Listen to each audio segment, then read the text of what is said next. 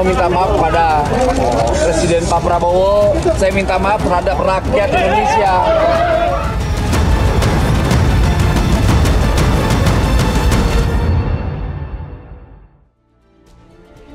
Selamat malam pemirsa. OTT KPK terhadap mantan Wamenaker Immanuel Ebenezer menjadi setitik nilai yang mencoreng citra pemerintahan Presiden Prabowo Subianto. Kasus yang menjerat Noel terjadi di tengah tingginya tingkat kepuasan publik terhadap kinerja pemerintah. Hasil survei Indonesian Social Survey atau ISS pada Juli 2025 menghasilkan 78% responden mengaku puas. Faktor utama kepuasan publik disebut datang dari tingkat kepercayaan masyarakat terhadap sosok Presiden Prabowo yang dianggap mampu memberi harapan bahwa Indonesia akan bergerak ke arah yang lebih baik. Mewujudkan pemerintah yang bersih dan melayani rakyat adalah kontrak politik sejak Presiden Prabowo dilantik. Namun kasus Noel mengungkap aksi preman-preman berdasi yang memeras rakyat kecil di negeri ini. Tarif resmi sertifikasi K3 sebesar Rp275.000, namun yang dibayarkan hingga Rp6 juta. Jika tidak membayar lebih, maka para tersangka memperlambat, mempersulit, atau bahkan tidak memproses permohonan pembuatan sertifikasi K3. KPK menduga uang hasil pemerasan sebesar Rp3 miliar mengalir ke Noel. Presiden Prabowo Subianto langsung memecat Noel di hari yang sama KPK menetapkan Noel sebagai tersangka. Apakah keputusan cepat ini mampu menjaga citra istana? Apakah langkah hukum KPK sudah tepat dalam menjerat Noel? Apakah negara makin keras atau makin permisif terhadap koruptor? Dan bagaimana membersihkan birokrasi dari beragam modus korupsi? Bersama saya Evo Mondo, inilah Top Issue kasus Noel, alarm pemberantasan korupsi.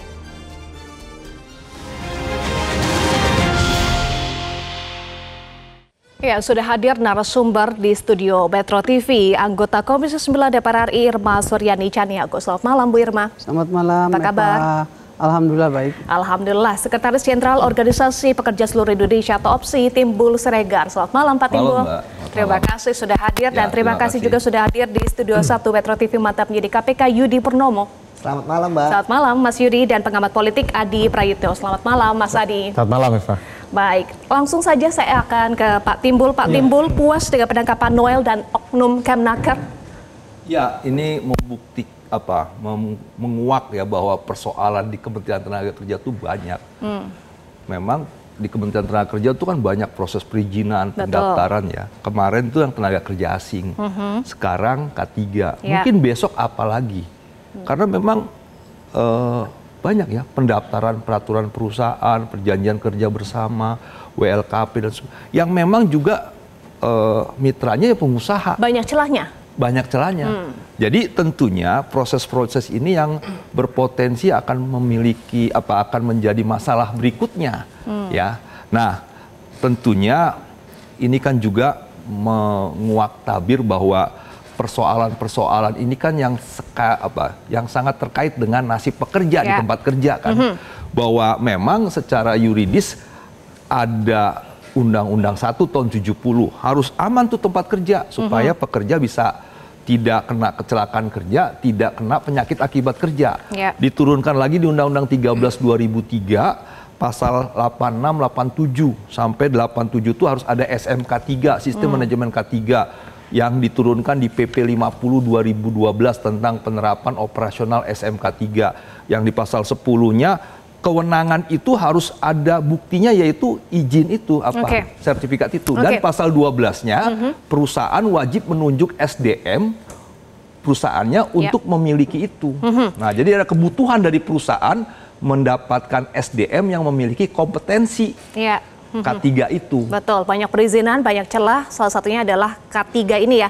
Jadi yang paling dirugikan dari sindikat K3 ini buruh atau perusahaannya Pak Timbul? Yang tentunya kalau nanti tidak aman, ya buruhnya. Tapi perusahaan juga, kan ini bisa menjadi syarat untuk tender. Betul. Syarat untuk mendapatkan proyek dan sebagainya. Nah, jadi kalau memang ini nggak dapat, ya dia nggak bisa juga. Artinya SMK 3-nya nggak ada, SDM-nya nggak dapat sertifikat, ya perusahaannya juga rugi. Ya. Kita bahas soal perlindungan pekerja ya, karena kan ini outputnya adalah perlindungan pekerja. Seberapa penting sebetulnya K3 untuk perlindungan pekerja, Pak Timbul? Sangat penting. Sangat penting. Dan itu kalau kita baca data secara sosiologisnya, angka kecelakaan kerja tuh tiap tahun meningkat. Betul. Ya, di 2024 462.241, naik dari 2023 yang 370.747. 2022 297. 2021 234. Jadi tiap tahun naik. Nah, ini kan artinya di tempat kerja pun belum tentu bisa memastikan pekerja itu aman. Baik dari kecelakaan kerja maupun penyakit akibat kerja. Akibat kecelakaan kerja, ada kecelakaan kerja yang memang bisa diobati. Ada juga yang cacat total, tidak bisa kerja lagi. Atau meninggal dunia. Nah, ini kan persoalan yang memang orang bekerja itu harus aman. Nah, kalau memang tidak aman yang berakibat pada tubuhnya dan sebagainya, ya artinya kan ini yang harus dikontrol oleh si pemerintah. Direktorat Jenderal Pengawasan Ketenagakerjaan dan K3 itu memastikan tempat kerja, misalnya nih sini instalasi listriknya apakah sudah masih baik atau memang harus diperbarui, diperiksa setiap saat, itu kan berkala. Untuk memastikan orang yang bekerja itu aman. Oke, itu sebetulnya adalah hak buruh ya, Bu Irma. Dari hak buruh ke komoditas korupsi, apa catatan Komisi 9 DPR RI? Kan begini, sebetulnya K3 itu kan penting sekali. Ya, jadi Kementerian Tenaga Kerja itu kan regulator ya. Buruh, perusahaan kalau belum memenuhi standar K3-nya dengan baik, maka kemudian tidak dapat sertifikasi, kan begitu. Tetapi sertifikasi ini tidak boleh diperjualbelikan, karena ini hidup mati buruh, gitu ya. Bukan sekedar prasyarat, tapi ini adalah roh yang bisa melindungi kaum buruh loh. Syarat mutlak ya. Syarat mutlak. Ya, bagaimana buruh terlindungi bukan hanya sekedar keselamatan kerjanya, tapi juga keselamatan pekerjaannya. Kan seperti itu. Nah, bagaimana mungkin yang namanya regulator kemudian justru malah kontraproduktif gitu ya, memperjualbelikan sertifikasi hanya sekedar untuk keuntungan pribadi.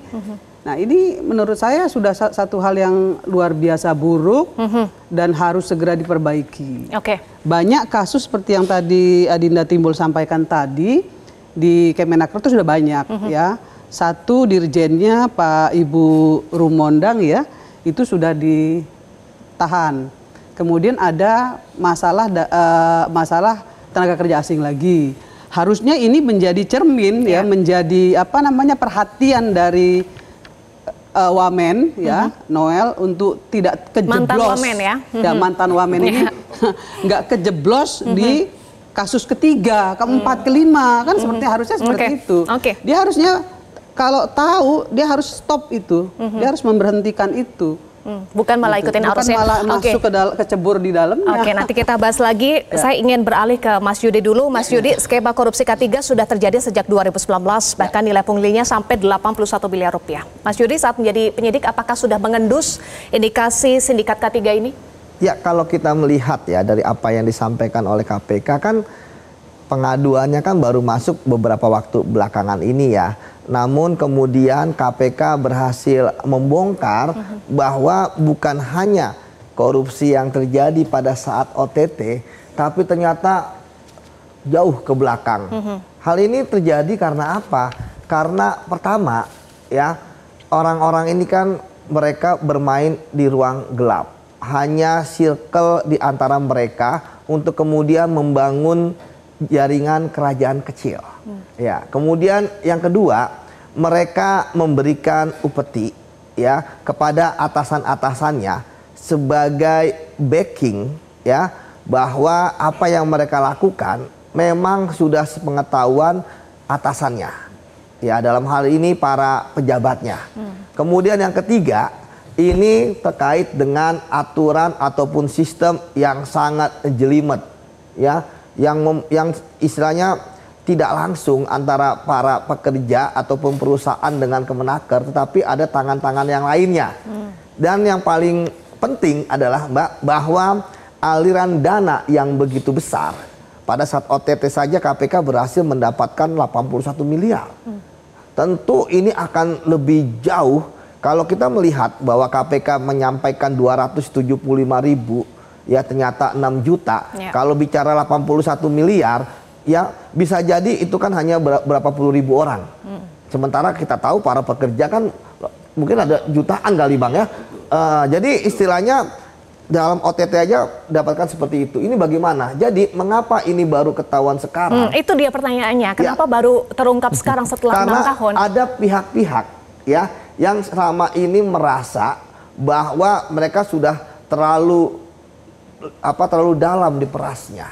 Akhirnya kemudian mereka melakukan perlawanan yang kemudian mereka menjadi whistleblower yang kemudian melapor pada KPK. Bagaimana internal dari Kemenaker? Saya pikir Kemenaker sudah banyak sekali kasus korupsi diungkap ya oleh KPK gitu, bukan hanya periode ini tapi periode sebelumnya yang kita tahu bahwa tidak ada perubahan. Hal ini terjadi kenapa? Saya pikir pencegahan korupsi juga gagal di sana. Mengapa gagal? Karena pelakunya kita tahu adalah orang-orang kalau nggak nomor 1, nomor 2, nomor 3, ya kan, dirjen. Dan jadi ketika seorang pelakunya adalah yang pejabat tinggi di tempat tersebut, maka percuma kita ngomongin sistem anti suap, percuma kita ngomongin bahwa sudah ada sarana pengaduan, percuma kita ngomongin ada audit, atau kita ngomongin atau ada mitigasi risiko bahwa TKA ada izin, kemudian terkait dengan K3 juga ada izin bahwa ini adalah daerah rawan. Percuma. Kenapa? Kan tadi saya katakan bahwa pelakunya adalah atas. Nah, praktek-praktek yang pola seperti ini ya, sekarang ini kan polanya sudah jelas. Ternyata ada wamen yang terlibat. Ya, orang-orang ini yang di bagian bawahnya deputi, direktur sampai koordinator termasuk orang di bawahnya ya, itu kan sudah menyiapkan uang. Nah, bisa jadi pola ini juga ada diberi sebelumnya seperti itu, Mbak. Nah, sekarang tinggal bagaimana KPK ya, dengan yang saya tahu bahwa dalam OTT kemarin KPK menerapkan dari 14 yang ditangkap ya, ada 11 yang menjadi tersangka. Artinya 11 tersangka ini perannya benar-benar sangat signifikan. Kenapa, Mbak? Karena dari pengalaman saya ketika misalnya ada OTT ya, kan nggak semuanya kita jadikan tersangka ya. Kita jadikan tersangka kalau nggak dia adalah intellectual leader, dia adalah koordinator, atau dia eksekutor yang kemudian pembuktiannya ya itu begitu kuat. Jadi perannya itu begitu sangat kelihatan. Seperti itu. Nah, jadi ketika kemarin 11 jadi tersangka, saya pikir tersangka-tersangka lainnya hanya tinggal menunggu waktu. Oke, jadi bisa lebih dari 11 tersangka ya. Saya ingin Mas Adi merespon juga karena kita selama ini melihat ya Noel rajin sidak, kemudian kita lihat videonya sering marah-marah nih kepada sejumlah perusahaan dengan dalih membela kepentingan buruh. Padahal dia tahu akar masalahnya di permainan K3, tapi tadi Bu Irma sampaikan seolah terbawa arus. Artinya selama ini Noel pencitraan saja atau bagaimana, Mas Adi? Ya, bagi saya secara prinsip sebenarnya integritas menjadi pejabat publik itu penting. Kalau memang sudah tahu bagaimana soal sistem dan mekanisme yang melanggar aturan, semestinya itu dihindari. Saya termasuk yang meyakini pejabat publik itu paham persis bagaimana mencari uang, mencari dana yang tidak halal. Tahu persis, tapi integritaslah yang mestinya jadi rem. Imanlah yang mestinya memproteksi supaya tidak melanggar aturan. Oleh karena itu kalau kita mau jujur sebenarnya apa yang dilakukan oleh Bung Noel kan banyak diapresiasi. Karena dianggap membantu begitu banyak tenaga kerja yang selama ini memang terdiskriminasi dengan persoalan perusahaan. Oke, dalam hal itu publik tidak ada yang membantah. Tapi ketika ada persoalan soal bagaimana terlibat dalam kasus korupsi ini, seakan-akan apa yang dilakukan oleh Noel itu wassalam dan gak ada artinya. Jadi saya ingin katakan adalah bahwa di pemerintahan kali ini, jangan pernah ada orang yang merasa so asik dan so akrab lah dengan pemerintahan. Karena sudah 10 bulan pemerintahan Prabowo dan Gibran itu menunjukkan siapapun dia, kalau dia memang terindikasi melakukan tindakan-tindakan korupsi, tak ada ampun. Kan sudah banyak contohnya, soal PT Timah, soal di di Pertamina dan seterusnya. Itu bagi saya mestinya jadi trigger bagi pejabat-pejabat publik, siapapun dia pejabat publiknya, ada keseriusan untuk melakukan persoalan tindakan-tindakan korupsi di era pemerintahan kali ini tidak main-main. Kejaksaan Agung diapresiasi, KPK juga mulai diapresiasi, dianggap sudah mulai menunjukkan taringnya. Bagi saya Eva ke depan ini adalah semacam pesan penting, apalagi kalau kita mengkuat apa yang disampaikan oleh Prabowo Subianto. Jadi kalau melanggar aturan, terindikasi korupsi, tak pandang bulu dia, mau partai apapun, agama apapun, suku apapun katanya dieksekusi. Oleh karena itu bagi saya memang untuk membenahi bagaimana Indonesia menjadi bangsa yang besar, salah satunya memang adalah persoalan korupsi. Kalau kita membaca satu persatu bukunya Prabowo Subianto soal paradok Indonesia, salah satunya adalah temuan soal kebocoran-kebocoran. Prabowo hari ini adalah presiden dan saya kira komitmen terkait dengan pemberantasan korupsi harus terus ditingkatkan supaya kebocoran-kebocoran itu tidak terulang. Oke, betul. Tadi Anda sampaikan jangan so asik dan so akrab terhadap pemerintah ya. Apakah permintaan amnesti adalah bentuk so asik dan juga so akrab terhadap pemerintah? Nanti dijawab saja. Pemirsa tetaplah bersama kami di Top Issue.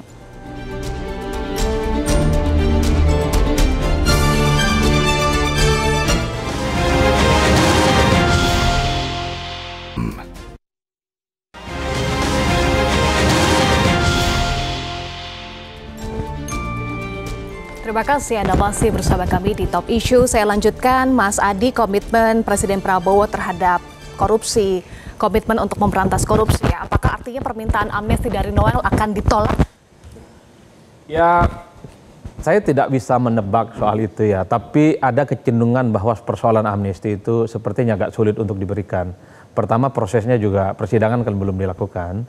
Yang jelas kalau kita melihat perkembangan secara umum termasuk juga komentar kawan-kawan politisi dan anggota dewan sepertinya agak sulit untuk mendapatkan amnesti. Agak berbeda dengan kasus Hasto dan Tom Lembong yang saya kira memang kasusnya itu masih cukup debatable. Apakah persoalan politik dan hukum itu kan cukup panjang dan menimbulkan kegaduhan yang cukup berkepanjangan. Kasus Noel ini kan dibaca oleh publik karena persoalan OTT. Kalau OTT itu terindikasi memang tidak ada persoalan politik tapi murni persoalan hukum. Minimal ada bukti-bukti yang memang dijadikan sebagai novum ya secara hukum oleh KPK untuk menetapkan seseorang sebagai tersangka. Tadi saya ngomong di negara ini nggak boleh lagi ada yang so asik dan so akrab karena sepertinya pemerintahan kali ini itu akan tutup mata bagi siapapun yang melakukan tindakan-tindakan korupsi, tak ada ampun bagi dia. Dan itu terbukti, Noel kemudian ditangkap tersangka dan sepertinya proses keanggotaannya di partai akan diselesaikan juga. Itu yang saya kira sebagai bentuk bagaimana persoalan keseriusan terkait dengan pemberantasan korupsi itu tidak main-main. Harapan kita sebagai rakyat, harapan kita sebagai warga negara sebenarnya Eva, tentu ini menjadi trigger, ini menjadi guidance bahwa persoalan-persoalan besar terkait dengan korupsi di negara kita tentu harus diungkap setuntas-tuntasnya. Tentu bukan hanya Noel, bahkan kalau kita menjelaskan atau mendengarkan apa yang disampaikan oleh kawan-kawan KPK beberapa waktu yang lalu, bukan tidak mungkin ini akan merembet pada persoalan-persoalan yang lain di internal ketenagakerjaan. Dan saya kira ini bukan hanya ini kali sini saja. Itulah yang saya kira kita tunggu bagaimana pengembangan kasus terkait dengan K3 ini yang dalam banyak hal tentu yang dirugikan itu adalah tenaga kerja. Yang dilungkakan itu adalah para pekerja yang saya kira memang bagi saya cukup dolim lah kalau kemudian harus mengeksploitasi mereka demi kepentingan untuk mengakumulasi kepentingan ekonomi seperti korupsi itu. Jadi saya kira di situ konteksnya. Silahkan ditanggapi Pak Timbul, keseriusan tidak main-main dan komitmen di bidang ketenagakerjaan dari pemerintah. Ya, jadi memang tentunya yang tadi saya sampaikan bahwa di Kementerian Ketenagakerjaan ini kan sudah cukup banyak masalah ya, yang memang berpotensi juga akan terjadi masalah ya. Kalau seorang teman bilang nih kementerian kayak pasar gitu ya. Tadi saya bicara dengan teman, transaksinya itu nggak di kantor, dia yang 15 juta itu di kantin. Sekalian makan, seperti ini K3 ini. Dan memang kalau kita lihat ya itu kan IBM itu ya. Ini kan orang Kementerian Tenaga Kerja Eselon 3 yang punya juga PJK 3, perusahaan jasa K3.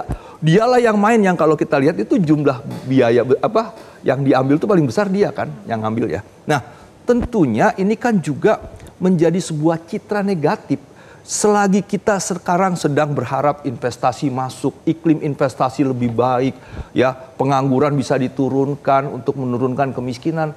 Di satu sisi iklim pemerintah mencoreng dirinya sendiri sehingga investor akan melihat, wah, kalau gitu susah mendapatkan izin tenaga kerja asing, susah mendapatkan K3, terus kita bagaimana mau mendapatkan produktivitas perusahaan semakin besar, semakin baik dan sebagainya. Ini kan menjadi kontraproduktif.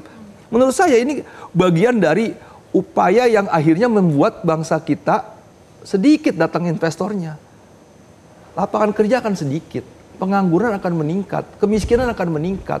Nah, jadi tentunya Saya sih berharap Pak Presiden Prabowo ya benar-benar itu memerintahkan supaya Kementerian Ketenagakerjaan itu benar-benar bersih. Sedikit ya, Inspektorat Jenderal, Irjennya itu kan dari KPK. Yang memang sebenarnya itu sudah mengingatkan sebenarnya bahwa transaksi ini sudah harus diselesaikan. Tapi ya itu, yang namanya pejabat karatan dengan korupsi, dia jalankan akhirnya begini. Ya, nah tentunya yang saya mau katakan bahwa Kementerian Ketenagakerjaan ini yang memang punya mitra utamanya ke pengusaha, orang-orang yang punya uang. Nah ini yang harus benar-benar bisa diselesaikan lah ya. Dan kalau memang nanti menterinya terlibat ya harus diangkut. Yang kalau memang pejabat sebelum-sebelumnya ikut terlibat ya supaya beres-beres ini, bersih-bersih ini bisa meningkatkan citra untuk Kementerian Tenaga Kerja lebih bersih sehingga juga bisa meningkatkan citra iklim investasi kita seperti itu. Tidak ada lagi ya. Baik, tadi juga sempat disinggung oleh Pak Timbul, KPK juga sempat menyebut ya otak di kasus Noel Sultan berpangkat koordinator eselon 3 ya. Kok bisa Mas Yudi? Ya, tadi saya katakan bahwa yang paham tentang sistem, yang paham tentang alur proses kan memang pejabat teknis. Ya. Nah, di sanalah mereka bermain, tetapi tentu mereka juga harus waspada ya. Apakah atasan mereka merestui atau tidak? Karena Inspektorat Jenderal itu biasanya akan kejam sama pegawai yang bawah. Tetapi kalau pegawai atas, direktur, dirjen, apalagi setingkat menteri wamen, nggak berdaya mereka, gitu ya. Jadi untuk memastikan bahwa korupsi mereka itu berlangsung dengan lancar tanpa hambatan dan seperti ada approval ya dari atasan, maka mereka harus memberikan upeti-upeti tadi ya pada pejabat-pejabat yang mengetahui kejadian. Jadi pejabat-pejabat ini ya misalnya kayak Bang Noel ini kan mengetahui, wah anak buah gua korup nih gitu kan, tapi malah jadi bagian misalnya meminta 3 miliar untuk renovasi rumah gitu kan. Kemudian yang cocok yang mana? Nah, itu menarik. Saya agak kecewa dengan Bang Noel ketika salah satu yang disampaikan oleh KPK adalah seperti itu. Itu kan seperti orang korupsi yang udah pro, yang udah profesional. Mengapa, Mbak? Karena seorang pejabat ya, ketika kan dia paham anak buahnya gajinya berapa lebih dari dia. Ketika kemudian dia bertanya tapi sudah tahu jawaban akan diberi, ini kan menarik, itu kan kode bagi dia. Kamu kan pemain motor ya, menurutnya buat saya yang pantas apa kan? Dia bukan bertanya minta saran ya, dia minta motor, iya kan? Itu kan kode gitu kan, dan benar kan? Ternyata diberikan motor, walaupun ternyata sampai saat ini surat-suratnya nggak jelas gitu kan. Jadi bagi saya bahwa uang-uang yang ada di penampungan para koruptor ini itu pasti mengalirnya kemana-mana. Ketika tadi dibilang bahwa Bobby kebagian sekitar 69 miliar itu nggak dimakan dia semuanya. Ya kenapa? Dia juga nggak akan berani. Kita tahu bahwa sebenarnya pasti orang ini kan melapor ke atasan, Anda korupnya gimana sih? Ya kan? Ternyata korupnya begini-gini. Berapa yang Anda bayarkan? Ingat loh Mbak, dari 275.000 ke 6 juta. Itu kan bukan jumlah yang sedikit. Ini kan bukan korupsi yang kemudian PT corruption ya namanya ya. Artinya kalau 275.000 paling mantok sejuta aja udah bagus gitu ya. Bukan mentoari tapi istilahnya ini sampai 6 juta. Ini kan berarti ada sesuatu yang aneh gitu ya. Dan ini menurut saya ya cara memutusnya yaitu tadi dengan ditangkap. Kalau nggak ditangkap ini pasti akan berlanjut sampai periode berikutnya. Jadi bagi saya ketika mereka memberikan upeti, mereka untuk ngetes, ya kan? Ini saya masih bisa bertahan hidup untuk korupsi di masa ini nggak? Ternyata masih. Dan kemudian akhirnya mereka merasa wah berarti bos saya terlindungi. Ingat loh dari Desember, andai kan waktu itu Bang Noel mau membongkar, tidak akan terjadi OTT saat ini. Gitu kan. Dan kemudian yang menarik adalah bahwa cara modusnya itu adalah diminta dulu oleh Bang Noel. Artinya dari 7 bulan ini ya, dari Bang Noel terima di bulan Desember sampai bulan Agustus ini, 8 bulan ini, itu kan penerimaannya hanya Ducati. Bisa jadi ya uang-uang yang masih ada di penampungan itu suatu saat juga akan dikeluarkan lagi. Nah cuma memang jumlahnya masih banyaknya di Bobby ini. seperti itu, Mbak. Baik, soal upeti, kemudian soal kong kali kong ini, Bu Irma, apakah DPR sudah melakukan evaluasi terkait dengan K3 sebelum kasus ini akhirnya terungkap? Saya kira ketika kita RDP, kita sudah menjelaskan kepada Kementerian Tenaga Kerja. Di tengah isu beberapa kasus yang terjadi di Kementerian Tenaga Kerja, kami sudah wanti-wanti, ya kan, kepada Menteri baru nih. Karena Menteri baru ini, Pak Yasirli ini adalah akademisi.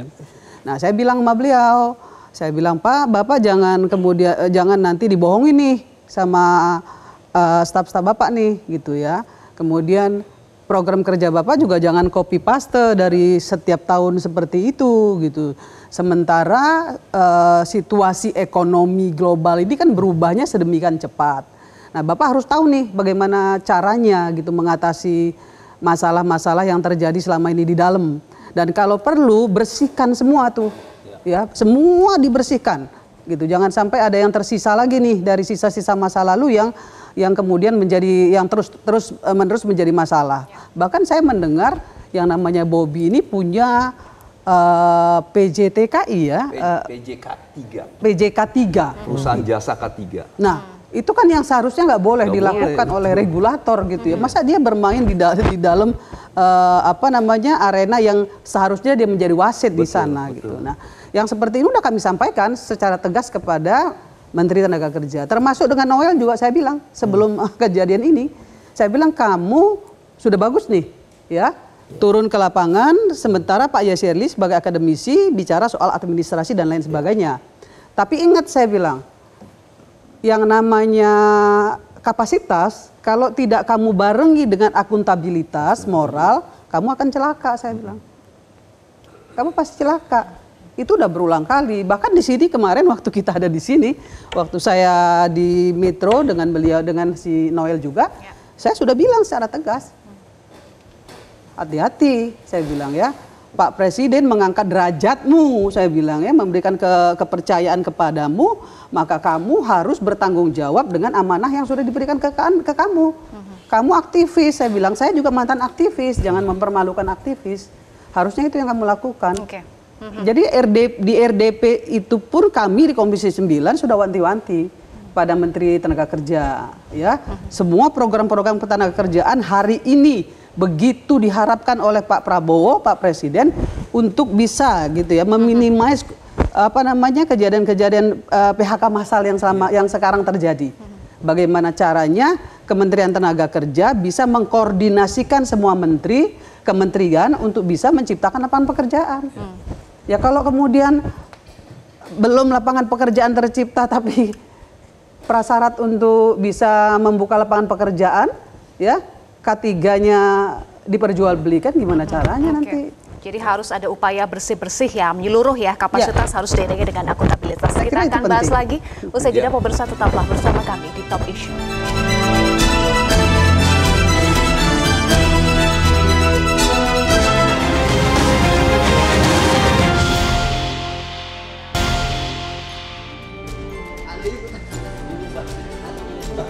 Pemirsa, saat memberi pengarahan pada guru dan kepala sekolah rakyat pada Jumat lalu, Presiden Prabowo menegaskan bahwa dirinya dan para pembantunya telah mewakafkan jiwa dan raganya untuk rakyat Indonesia. Di hari yang sama, Presiden mencopot Noel dari jabatan Wamenakar karena telah resmi ditetapkan sebagai tersangka KPK. Kita simak kembali komitmen Presiden Prabowo untuk mengabdi kepada bangsa dan negara. Saya berpikir, bekerja, mengambil keputusan hanya untuk kepentingan rakyat saya.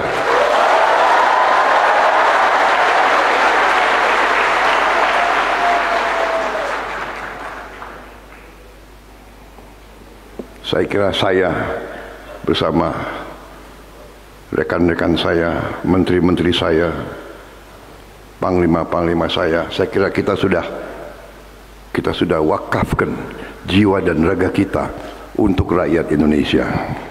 Mas Adi, bagaimana memaknai statement Presiden Prabowo Subianto mewakafkan jiwa raga untuk bangsa Indonesia? Ya, saya kira memang secara prinsip seorang pemimpin, presiden, pembantu presiden, dan pejabat publik, memang yang dipikirkan itu adalah bangsa dan mengutamakan rakyat. Jadi ini adalah pikiran-pikiran filosofis seorang pemimpin. Jadi yang dia pikirkan itu cuma rakyat, bukan yang lain. Bukan ingin memperkaya diri bukan hanya untuk mengakumulasi kepentingan-kepentingan yang selama ini tidak ada urusannya dengan kepentingan rakyat. Prabowo sebenarnya dalam banyak hal sudah membuktikan itu dalam berbagai begitu banyak kebijakan. Soal program makan bergizi gratis, sekolah rakyat, koperasi desa Merah Putih dan seterusnya, tentu terlepas dari pro dan kontra. Ini kan adalah gagasan-gagasan besar. Bagaimana ekosistem ekonomi itu kan sudah mulai muncul di bawah, dari desa, dari petani yang kemudian diproteksi dan diberikan kemewahan untuk terus tumbuh sebagai wilayah dan sebagai orang yang kemudian menjadi subjek dari sebuah pembangunan. Saya kira secara ide dan konsep itu bagus. Tinggal kita uji apakah gagasan-gagasan besar ini nanti betul mampu mendistribusikan persoalan ekonomi itu bukan hanya di Jakarta, bukan hanya di Jabodetabek, tapi di daerah-daerah terpencil dengan memuliakan desa dan petani. Kalau kita cek satu persatu, ini kan semacam siklus ekonomi yang sepertinya memang sedang distimulus oleh pemerintah. Program makan bergizi gratis, kemudian soal koperasi desa Merah Putih, soal sembada pangan dan seterusnya, itu adalah bagaimana menciptakan ekonomi dari desa. Nah, yang kedua dari segi hukum, Eva, kalau kita cek satu persatu, sejak pemerintahan Prabowo jadi presiden 20 Oktober 2024 hingga hari ini banyak sekali kasus-kasus korupsi yang diungkap loh, dan jumlahnya sangat fantastis, ratusan triliun. Makanya tidak mengherankan kalau ada survei yang mengatakan bahwa tingkat kepuasan publik soal supremasi hukum, pemberantasan korupsi itu hampir mencapai 80%. Untuk pemerintahan yang usianya kurang lebih belum setahun, saya kira ini adalah tingkat approval rating yang saya kira sangat surprise. Belum ada presiden-presiden sebelumnya, belum setahun, tapi soal penegakan dan penindakan korupsi itu sudah mendapatkan apresiasi dari publik. Karena kalau kita mau hitung secara transparan apa yang dilakukan oleh kawan-kawan kejaksaan ataupun KPK dalam banyak hal ya, itu kan mendapatkan respon positif. Meski sampai detik ini belum ada penjelasan. Yang ratusan triliun sudah dikemanakan aja ini. Kan itu pertanyaan-pertanyaan umum. Karena pada saat yang bersamaan Indonesia sedang recovery, sedang menata ulang bagaimana susunan anggaran yang ada, maka sangat penting sebenarnya sitaan aset-aset dari koruptor, jumlahnya ratusan triliun, dijelaskan kemanfaatan dan kegunaannya. Sehingga bukan hanya penindakan yang ditampilkan kepada publik, tapi aset-aset negara yang dikorup itu juga sangat mungkin dialokasikan untuk hal-hal yang sifatnya strategis, tentu untuk kepentingan bangsa dan negara. Ada tidak yang dibangun untuk infrastruktur jalan desa, ada tidak yang dibangun untuk misalnya ngebor wilayah-wilayah yang selama ini kering, untuk melakukan pipanisasi, tentu untuk menciptakan swasembada pangan, ataupun misalnya soal kemandirian energi ataupun kemandirian air. Jadi saya memaknai itu dalam konsep filosofis, bahwa seharusnya memang seorang presiden plus para pembantu, menteri, wakil menteri, dan kepala badan harusnya memang berpikir bagaimana mereka itu pejabat publik yang memang harus down to earth. Mereka itu berpikirnya cuma satu, rakyat dan rakyat, dan bukan yang lain. Karenanya tidak mengherankan kalau mau jujur, apa yang terjadi pada Bung Noel ini dikhawatirkan akan menjadi titik noda dari keinginan-keinginan besar memberantas korupsi yang ada di Indonesia. Untungnya pemerintah itu tegas, untungnya pemerintah itu langsung cut off. Noel dipecat, diberhentikan. Di hari yang sama saat ditetapkan sebagai tersangka. Di hari yang sama. Ini kan sebagai salah satu bentuk untuk mengamputasi bahwa persoalan korupsi di Indonesia nggak ada tempatnya. Korupsi di Indonesia nggak ada temannya. Korupsi di Indonesia itu tidak ada perlindungan apapun. Saya mengatakan jangan so asik deh. Sekalipun pernah membantu, pernah memenangkan, sepanjang melakukan tindakan-tindakan korup. Itu yang saya tangkap dari pemerintahan hari ini. Makanya ke depan gaspol. Ini banyak kok persoalan-persoalan kayak gini. Tinggal dicari di mana ikan-ikan besar yang seperti ini yang harus diusut, yang jauh lebih jauh. Saya kira di situ sebenarnya, Pak. Ada tanggapan, Bu Irma, Presiden sudah sangat concern dengan isu anti korupsi, semua anggota kabinet juga berulang kali diingatkan ya, tapi kok masih ada yang tersandung, Noel yang menjadi yang pertama? Ya, saya kira seperti yang saya bilang tadi, kan mohon maaf juga, mungkin saya juga melakukan kritisi ya. Right man in the right place itu juga penting gitu ya. Saya berpikir orang seperti Noel ini gitu ya, dia sebenarnya punya kapasitas, tapi dia nggak punya akuntabilitas gitu. Nah, maka terjadi seperti ini. Nah, ke depan ini pelajaran bagi anak-anak muda yang kemudian merintis ya di dunia politik, masuk menjadi politisi, kemudian jadi pejabat. Ini menjadi peringatan gitu ya untuk bisa menunjukkan jati diri mereka sebagai penerus bangsa, ya. Jadi tidak hanya penting kapasitas, tapi sangat penting punya akuntabilitas, gitu ya. Kepercayaan dan moral itu penting sehingga mereka tidak terjebak dalam dunia yang begini. Mohon maaf, hari ini pragmatisme itu luar biasa. Untuk jadi anggota DPR aja harus katanya harus punya uang banyak, gitu ya. Kemudian mau jadi pejabat juga banyak juga rakyat yang bilang harus nyogok kanan nyogok kiri, gitu ya. Ini juga kan harus diperbaiki. Dan Pak Presiden punya ini ya, punya punya program untuk memberantas semua ini, untuk memperbaiki semua ini dari hulu ke hilir. Itu yang saya lihat dari komitmen Presiden Prabowo Subianto. Nah, untuk itu bagi semua pejabat di Indonesia hari ini jangan coba-cobalah gitu ya untuk meniru atau mengikuti langkah Noel ya, sehingga kemudian apa yang diharapkan Pak Prabowo untuk menjadikan Indonesia ke depan sejahtera menuju Indonesia emas itu bisa dicapai. Oke, jadi karena mereka semuanya adalah pembantu-pembantu presiden yang diberikan amanah oleh presiden untuk mengerjakan amanah rakyat. Betul. Jadi penting bagi saya akuntabilitas. Akuntabilitas penting. Semoga Noel menjadi yang pertama dan terakhir saja ya, Bu Irma. Nanti kita bahas. Insya Allah kita bahas lagi usai jeda. Pemirsa tetaplah bersama kami.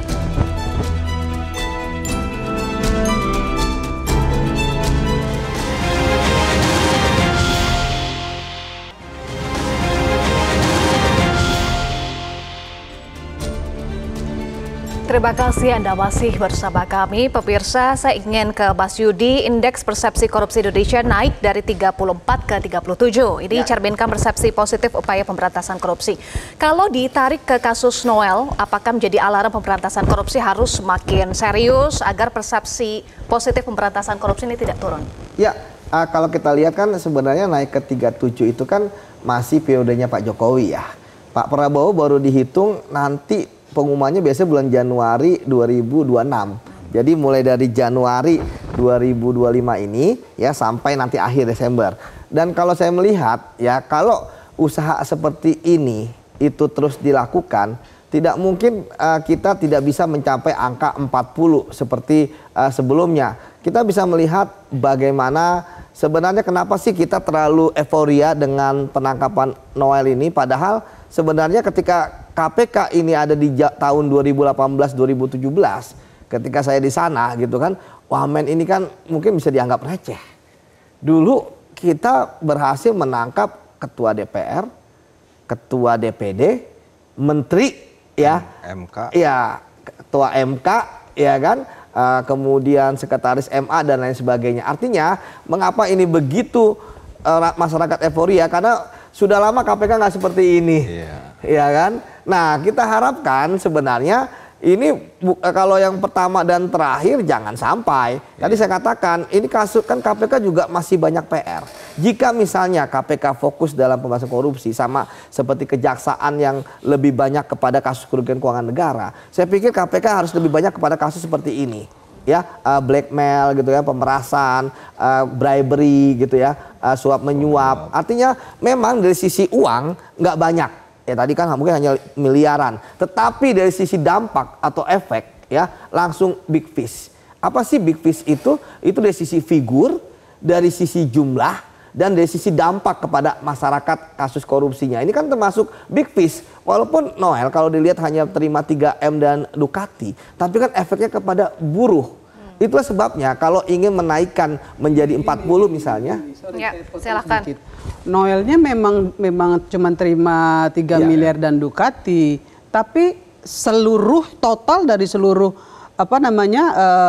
korupsi yang dilakukan itu bukan cuma itu. Lebih dari saya yakin lebih dari 100 miliar. Ini kan udah saya jelaskan, Bu. Kalau cuma Noel aja ya memang cuma segitu gitu ya, tapi ini big loh gitu ya, dari tahun ke tahun itu terus berlalu terus dilakukan gitu. Ya, sudah 6 tahun berarti Sudah angkanya 6 potensinya tahun. juga lebih besar Lebih jauh gitu ya. besar. Makanya saya katakan ini kan big, mungkin Ibu tidak menyimak gitu ya. Jadi bukan nggak menyimak, saya cuma membenarkan Oke. menegaskan saja. oh menegaskan, oke. Bukan nggak menyimak, jangan salah kamu kalau saya nggak menyimak. Oke, saya ingin ke Pak Timbul untuk catatan, kemudian karena yang paling dirugikan adalah buruh atau pekerja ya. Apa kemudian catatan dari para pekerja, para buruh terhadap berbagai kasus termasuk kasus pungli ini K3? Ya, jadi memang sebenarnya ini sudah lama sebelum 2019 juga ya, dan sudah terjadi ya, dan banyak bagian juga yang melakukan itu. Makanya saya sih berharap kasus ini menjadi komitmen Pak Presiden untuk benar-benar membereskan. Ya, saya khawatir tadi bilangnya ini yang pertama dan terakhir, ternyata ada lagi gitu. Nah, jadi harus benar-benar bagi pelakunya di tracking ke belakang itu ya ambil aja, diangkut juga. Kemudian bagian-bagian di K3, pengawas ketenagakerjaan di lantai 7 itu paling lemah itu. Itu kalau menurut saya ya, kalau boleh itu dimutasi semua deh. Diambil yang baru karena di situ sudah karatan istilahnya. Sudah banyak orang yang memang menikmati ya pelanggaran-pelanggaran yang dibiarkan. Nah, kemudian ke depan menurut saya untuk memastikan pungli korupsi itu tidak, pengawas ketenagakerjaan itu harus ada pengawasnya yang dilakukan secara eksternal. Nah, misalnya Komisi Kepolisian Nasional itu kan pengawas eksternalnya polisi. Jaksa ada komisi kejaksaan. Hakim ada komisi yudisial. Pengawas ketenagakerjaan kita itu nggak ada. Dia atasannya aja, kalau atasannya bilang oke, selesai semua. Nah, menurut saya ke depan untuk menghindari meminimalisir dan menolkan yang namanya pungli, korupsi, pemerasan dan sebagainya, pengawas itu harus diawasi. Masyarakat dibuka ruang untuk melakukan laporan. Pengawas ini yang eksternalnya komisi lah kita anggap, bisa merekomendasikan pemecatan, pemutasian dan sebagainya. Yang memang akhirnya pengawas ketenagakerjaan yang sangat-sangat diharapkan memastikan tidak terjadi hal-hal yang negatif ini bisa berjalan dengan baik begitu ya. Selama ini ya, sejak berdirinya Kemenaker sampai sekarang tidak ada yang ngawasin secara eksternal. Oke, selama ini hanya internal saja ya. Internal, dan ini yang menjadi celah sangat. Dan kemudian ke depan ya akan terjadi lagi kalau tidak ada pengawas. Sedikit-sedikit. Contohnya yang disampaikan Adinda Timbul tadi, contohnya gini. Ini pengawas ketenagakerjaan ya, ketenagakerjaan. Contoh BPJS sebuah perusahaan dia hanya melaporkan ya karyawan yang ikut di BPJS tenaga kerja itu hanya 500. Sementara sebenarnya harusnya 1000. Nah, ini mereka kong-kali-kong nih dengan pengawas tenaga kerjaan. Nah, itu sudah sering terjadi. Itu kan merugikan sebenarnya. Iya, sering terjadi. Ini korupsinya. Dan yang begini-begini ini nggak ada, ya seperti yang Timbul bilang tadi, nggak ada yang ngawasin. Nggak ada yang ngawasin, bahkan tadi disebut seperti pasar ya. Korupsinya berjamaah sudah menjadi tradisi dalam tanda kutip. Tadi Anda juga sampaikan, Bu Irma, harusnya perbaikannya dari hulu ke hilir. Selain pengawasan eksternal, apalagi upaya yang bisa dilakukan untuk bersih-bersih? Ya, mulai hari ini Pak Menteri harus sudah mulai bersih-bersih. Ya, kan sudah lihat nih situasinya. Dia sudah tahu pos-pos mana saja yang disampaikan Pak Timbul, Adinda, Mas Yudi, tadi Mas Adi juga sudah sampaikan ya. Harusnya sekarang menterinya sudah harus tahu pos-pos mana saja yang rawan, yang ada duitnya di situ, yang bisa dimain-mainkan. Ya, inilah semuanya harus dilakukan pembersihan. Kalau itu nggak dilakukan, saya yakin karena ini sudah lama, ini sudah seperti menjadi mafia di dalam. Ya, betul. Nah, ini harus dibersihin. Kalau nggak bakal selesai. Oke, jadi sebenarnya sudah diketahui secara umum begitu ya praktiknya mafia dalam tanda kutip. Jadi ini harus seperti apa untuk betul-betul menyapu bersih? Singkat saja ya, Mas Yudi. Ya, kalau kita lihat tadi saya sampaikan sebenarnya sudah pada tahu, mitigasinya udah ada, tapi kan kemudian malah ikut bermain, bukannya membersihkan, ya kan seperti yang Bu Irma lakukan. Jadi gini Bu, memang terkadang kita melihat kayak misalnya kalau mereka ke DPR ya Bu ya, saya kan sering melihat, sepertinya mereka kayak lapornya bagus-bagus saja, tapi mereka tidak menyampaikan apa yang ada di ruang gelap. Kan sementara ini terjadi ruang gelap. Nah, ke depan saya pikir pemerintah harus melakukan 3 hal ya Bu, melakukan pengawasan pada 3 hal. Kementerian yang proyeknya banyak, kementerian yang mempunyai banyak perizinan, kementerian yang anggarannya besar. Ini aja, kalau ini dilakukan, saya pikir ke depannya indeks persepsi Indonesia ini akan naik. Tetapi sekarang yang jadi bermasalah adalah bahwa kita harus juga menjamin penegakan hukum ini ya itu independen. Itu yang sangat penting. Supaya jangan ada persepsi ini pesanan, ini politik, ya kan, ini order dan lain sebagainya. Saya pikir di sini sebenarnya kasus ini sudah sangat jelas dan saya sebenarnya terakhir saya berharap Bang Noel itu mau menjadi justice kolaborator. Saya pikir Bang Noel ini mengetahui secara jelas ya kasus-kasus yang ada di Kemenaker sekarang ya, di Kemenaker, ya kan, seperti apa. Kalau Bang Noel istilahnya tidak mendapatkan amnesti, maka dia bisa mendapatkan justice kolaborator asal membuka kasus-kasus yang lain. Benar kata Bu Irma, ini bisa di atas ratusan miliar, karena tadi kalau dihitung 81 miliar baru 10.000 buruh,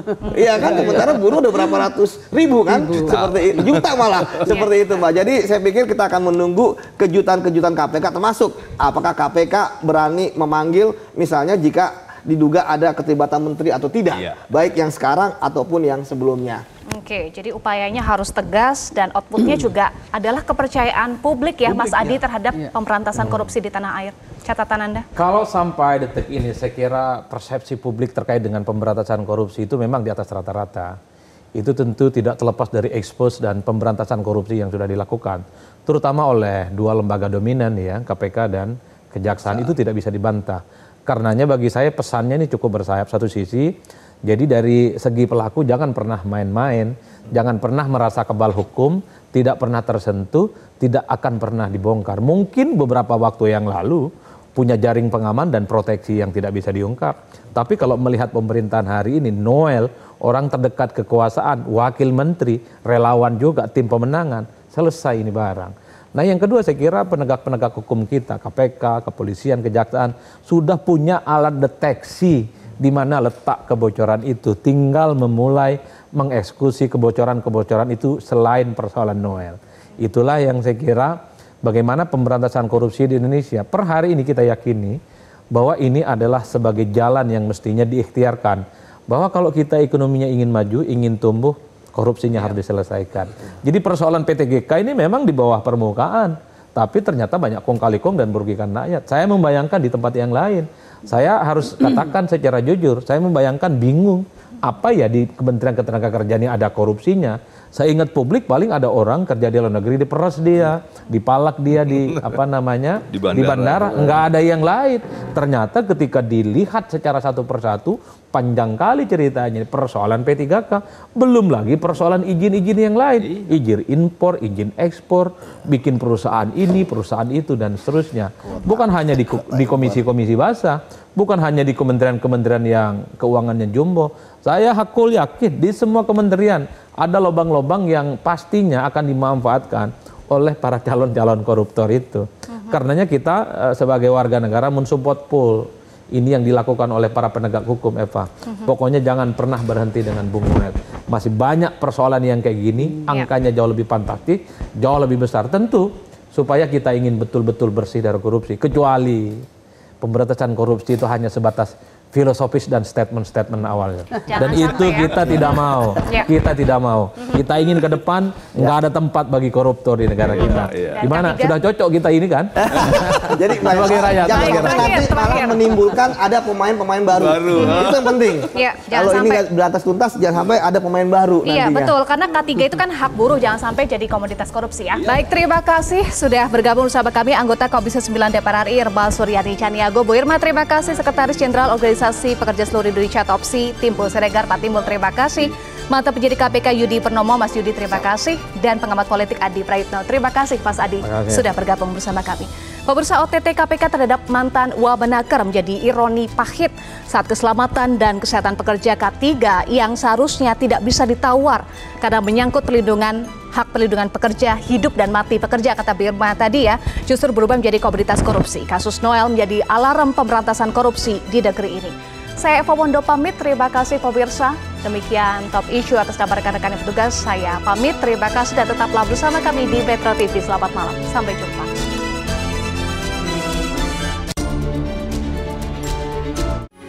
Metro TV.